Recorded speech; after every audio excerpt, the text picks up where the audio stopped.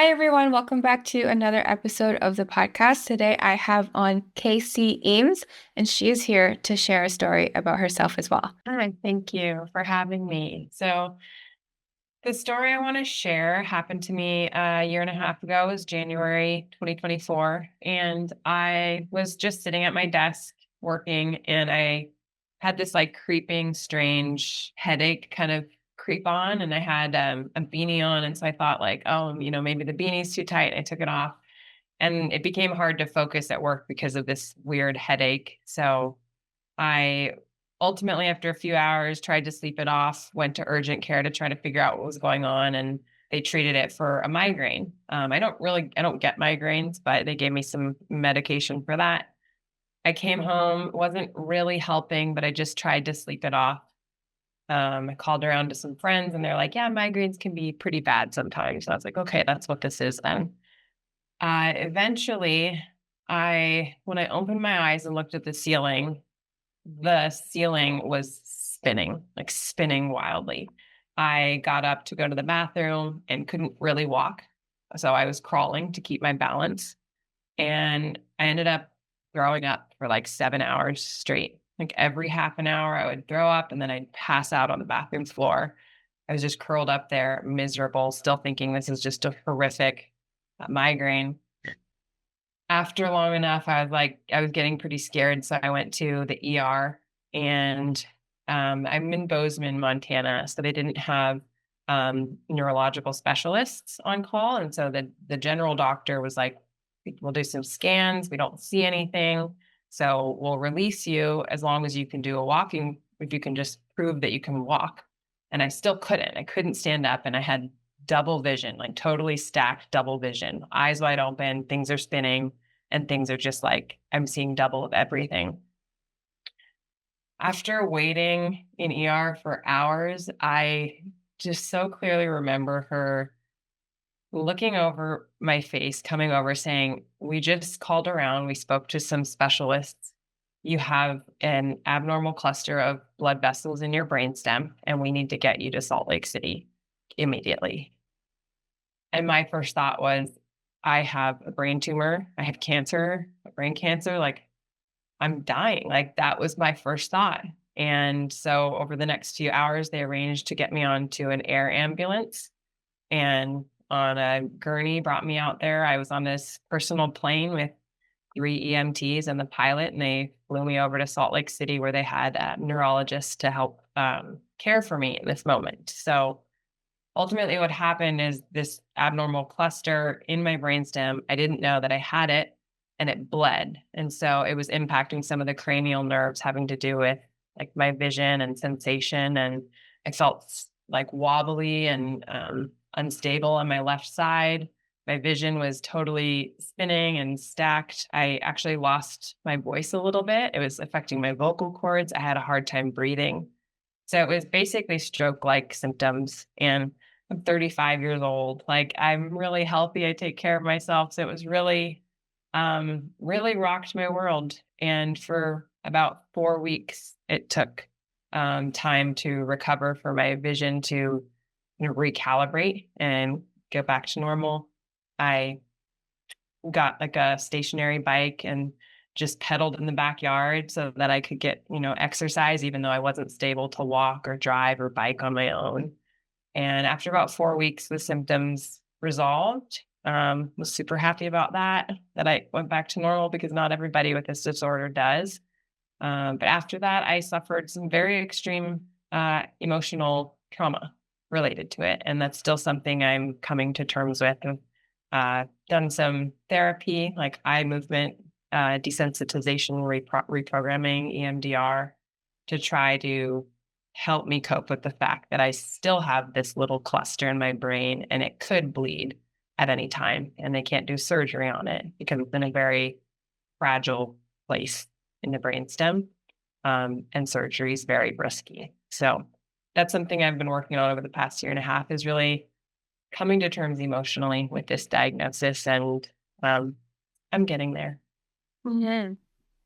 Thank you for sharing that story, Casey. That is really crazy to hear. You're living this healthy lifestyle and all of a sudden something like this happens and you have no idea where it came from, right? Mhm. Yeah, it can be a genetic disorder. Some people are born with like hundreds of these in their brain. Mine is not genetic. It's just this sporadic thing that happened. I don't know if I was born with it or if it grew over time, but it's just been lying dormant and it wasn't a problem until it ruptured. I'm curious, the treatment you went under, because you said surgery wasn't an option. What did that end up looking like? That's part of the emotional burden is there really isn't a treatment for it. So it's actually just waiting and watching. So I get regular MRIs to just monitor if it's growing. But there's not a whole lot that they can do. In the immediate time when I went to ER, they just gave me, and then when I was in ICU, they gave me steroids to kind of minimize inflammation and gave me some other stuff to make me comfortable. But they really didn't give me anything to stop it, or if you can't get it out without surgery. So there isn't really a treatment right now, and there's a nonprofit that I'm working with who's they're trying to find a cure. That's super frustrating to hear. I can see how there's that emotional trauma that you're talking about No. from having that fear.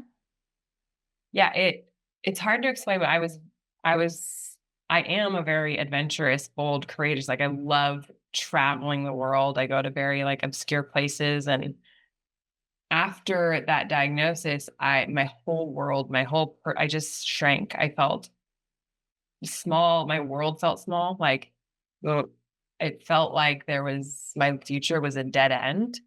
And so I just had extreme anxiety and fear around everything. Like, I didn't think I could fly again. I didn't think I could go backpacking into the wilderness because, like, what if it happens and I'm, far from civilization? So there are all these things that I love doing that it felt like I could never do any of these things again.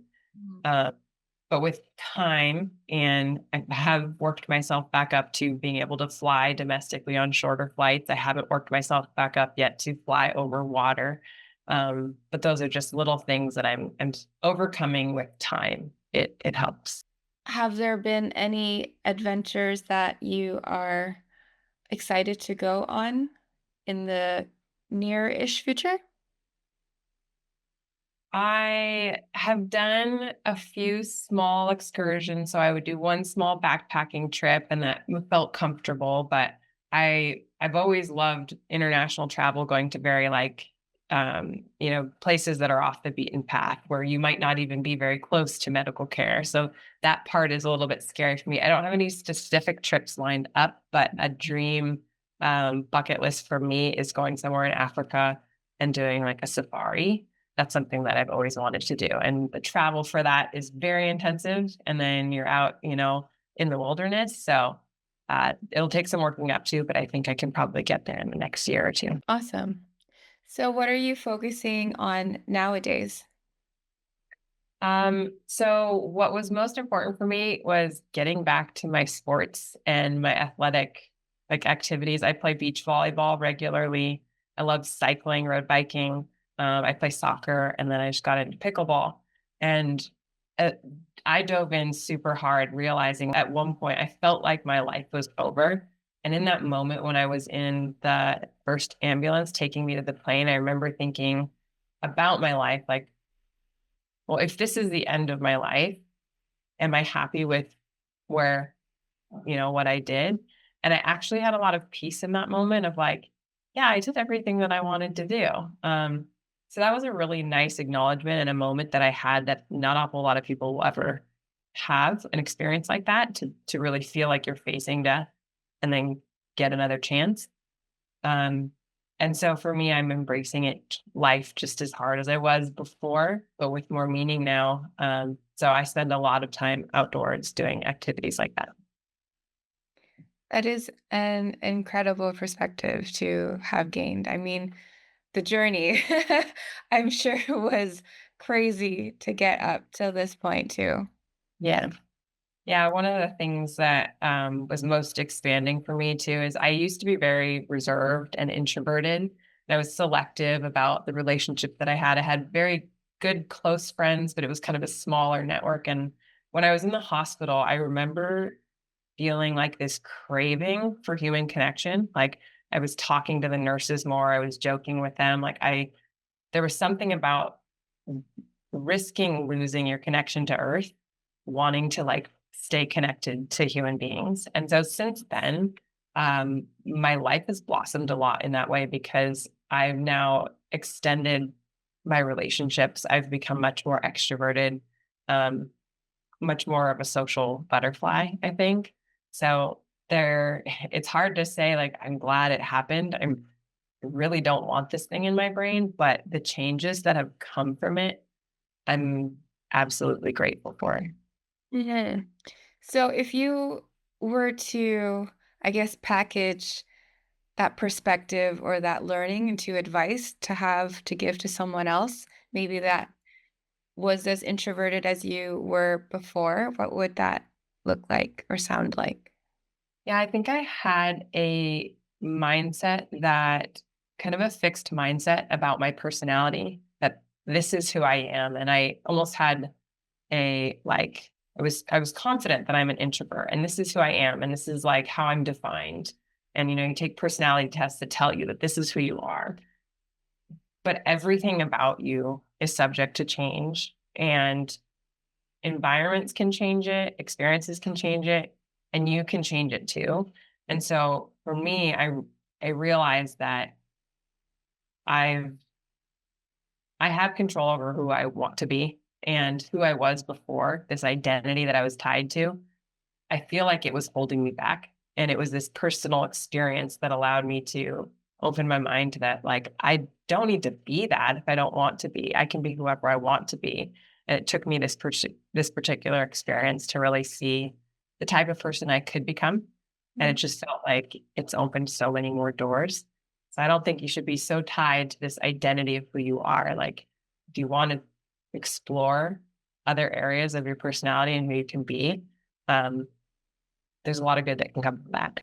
I'm asking that because I feel like I resonate with the person you described yourself as you used to be, like just very introverted and like I feel like I don't need to do things because like, oh, I'm just introverted. That's not me. So it's really nice to hear Mhm. that you are taking life by like the reins, I guess, and just going out there and doing your thing because that's what I want to do. But then I always kind of have that voice inside me that holds myself back. So Well, it's a good. yeah, I also dove into, I've started to read a little bit about Buddhism. And I think this is part of my emotional recovery of trying to find, like a way to cope or a way to overcome with the trauma and the emotional burden of this. And one of the main messages there for me has been like everything is impermanent. Everything comes and goes. And so when I think of life and our experience here, in that big, broad perspective, it makes all those little things that maybe were holding me back, like fear of public speaking or not being super confident. I've like just stepped into such a bigger role because I'm like, our time here is fleeting. So just go for it. Thank you so much, Casey, for sharing your story.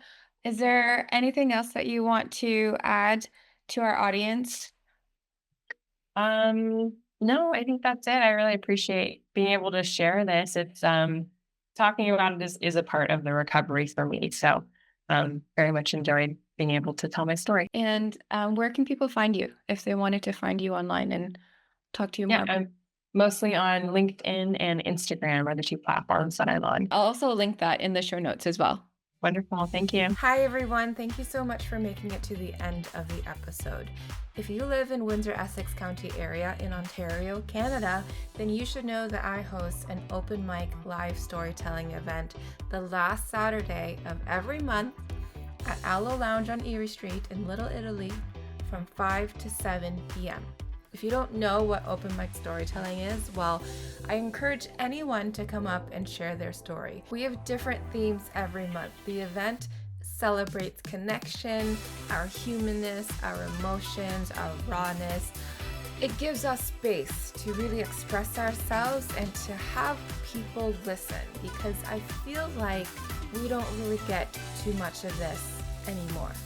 It is essentially a gathering of the souls and sharing a little part of ourselves with each other, whether it be a funny story, a sad story, a happy story, a romantic story, any story that is yours, you can share. And I'm loving the community that is coming from this event. So come to the event. I hope to see you there. You can purchase tickets at www.talesofthetown.ca.